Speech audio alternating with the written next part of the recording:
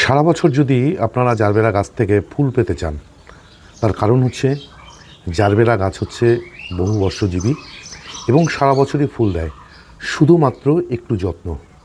সেটা কীরকম? সেটা হচ্ছে, যেহেতু জারবেরা গাছ জল একদম পছন্দ করে না, কিন্তু তাকে জল দিতে হয়, গাছ মাত্রই জল ছাড়া বাঁচবে না। তাই আপনাদেরকে এই সময় গাছগুলোকে রাখতে হবে শেডযুক্ত স্থানে, তবেই কিন্তু ঠিক এভাবে আপনাদের গাছে সারা বছর ফুল ফুটে যাবে। এছাড়া এ সময় একটি মাত্র খাবার আপনারা গাছগুলোতে দেবেন, সেটা হচ্ছে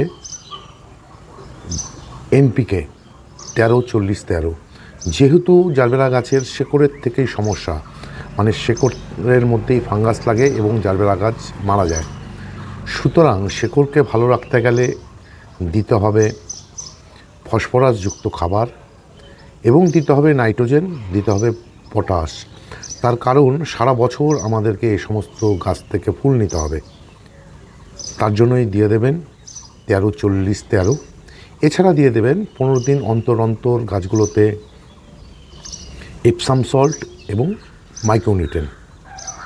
গাছগুলোতে খুব একটা রোগ পোকা দেখা যায় না, শুধুমাত্র রোগের মধ্যে ফাঙ্গাস। আর ফাঙ্গাস নিবারণের জন্য আপনাদেরকে দিয়ে যেতে হবে নিয়ম করে প্রতি সপ্তাহে ফাঙ্গিসাইড। আর আপনারা গাছগুলোতে যা কিছুই খাবার দেবেন, জল দেবেন, সব কিন্তু টবের মিডিয়াতে, পাতা বা ফুলের ওপরে কিন্তু চার্জ করতে যাবেন না। এই যে দেখুন, গাছটিতে ফুল হয়ে ঝরে গেছে। এবার কি করতে হবে আপনাদেরকে? এই যে ফুলের বৃন্তটিকে কেটে দিতে হবে। এই যে দেখুন,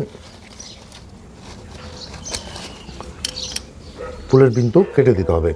তাহলেই এর থেকে যেমন ফাঙ্গাস তৈরি হবে না, ঠিক তেমনই আবার নতুন করে কিন্তু কুড়ি আসতে শুরু করবে।